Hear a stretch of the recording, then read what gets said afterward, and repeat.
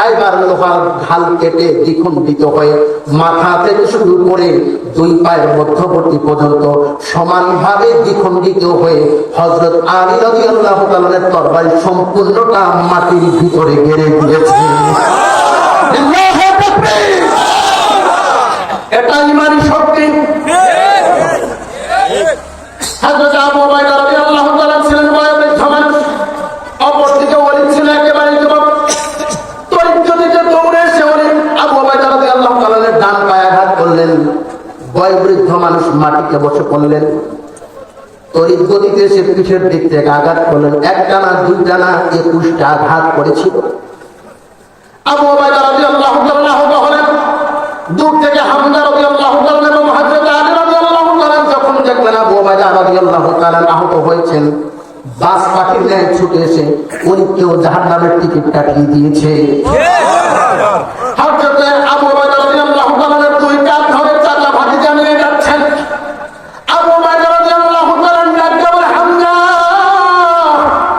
আমি যে জান্নাতের সুঘ্রাণ পাচ্ছি, আমি জান্নাতের সুঘ্রাণ পাচ্ছি, রাসূলকে বলে দিও আমার বিক্রি করা জান আমি আল্লাহর কাছে কোরবান করে দিলাম। কাফেররা বুঝতে পারল মল্লযুদ্ধ করে মুসলমানদের সাথে দেখা যাবে না। এবার চতুর্দিক থেকে ঘিরে হামলা করো। একযোগে হামলা করা হলো। সাহাবীরা এসে আল্লাহ রাসূল সাল্লাল্লাহু আলাইহি ওয়াসাল্লামের কাছ থেকে বিদায় নেন। ডাকতে বলেন, ইয়া রাসূলুল্লাহ, ইয়া হাবিবাল্লাহ, বিদায় দিয়ে দেন, জিহাদের ময়দানে যাব। আল্লাহ রাসূল সাল্লাল্লাহু আলাইহি ওয়াসাল্লাম তাকায় দেখে সাহাবীর হাতে কোনো তরবারি নাই, ঢাল নাই, তীর নাই, ধনুক নাই, বল্লম বর্ষা কোনো কিছু নাই। কেমনে যুদ্ধ করবে? বলেন তো দেখি, যুদ্ধের ময়দানে কি খালি হাতে যাওয়া যায়? আমার রাসূলের চোখ দিয়ে টপ টপ করে পানি পড়তেছে। রাসূল আমার সাহাবীর হাতে কি তুলে নেবেন? তুলে যাওয়ার মতো কোনো তরবারি নাই। একটা খেজুরের কাণ্ড সাহাবীর হাতে তুলে দিলেন। সাহাবী দেখলো না রাসূল কি দিয়েছেন, শুধু রাসূলের দেওয়া হাতের বরকত। সাহাবীর ঈমান দুইটা একত্রিত হওয়ার পর খেজুরের কাণ্ড আর খেজুরের কাণ্ড নাই, তীক্ষ্ণ ধারালো তরবারির চাইতেও বেশি ধারালো হয়ে গেছে। সাহাবী খেজুরের কাণ্ড হাতে নিয়ে চতুর্দিকে ঘুরাতে লাগলেন আর দৌড়াতে লাগলেন। চতুর্দিকে ঘুরাতে লাগলেন আর দৌড়াতে লাগলেন।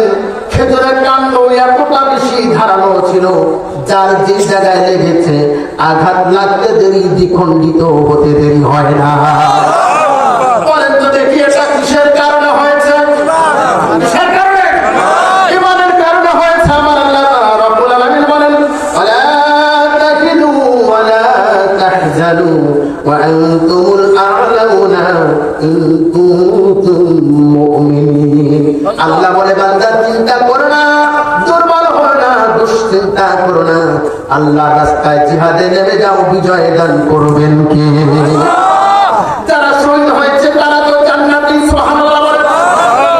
যারা শহীদ হয়েছে তারা জান্নাতি, কিন্তু যারা শহীদ হতে পারে নাই, আমার রাসূল সাল্লাল্লাহু আলাইহি ওয়াসাল্লামের কাছে এসে ডাকতে বলে, ইয়া রাসূলুল্লাহ, ইয়া হাবিবাল্লাহ, আমি আমার জানটা তো আল্লাহর কাছে বিক্রি করে দিয়েছি, আপনারা কি দিয়েছে? জানেন? সাহাবী বলেন, আমার জানটা তো আল্লাহর কাছে বিক্রি করে দিয়েছি।